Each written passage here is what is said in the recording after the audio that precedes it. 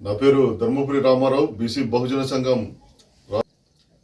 కుమార్ గారు 15 రోజులుగా నిస్వార్థంగా నిజాయితీగా ఒక అంకిత భావంతో మన బీసీల కుల జనగణన చేయాలని, అట్లనే 42% రిజర్వేషన్ బీసీలకు కల్పించాలని ఆయన ఆత్మార్పణ భావంతో ఒక ఆమరణ నిరాహార దీక్ష చేస్తాడు.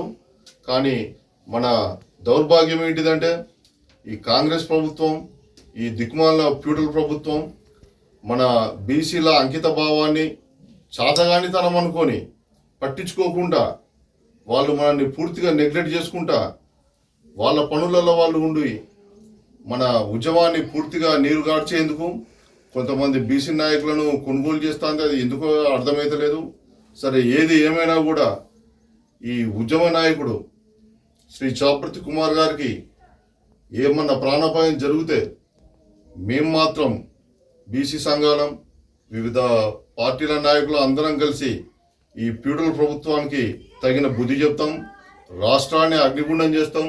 అవసరమైతే ఏ కాంగ్రెస్ నాయకుడు కూడా ఇంటి నుంచి బయటికి రాకుండా చేస్తామని తీవ్రంగా హెచ్చరిస్తున్నాను. జై హింద్, జై బీసీ.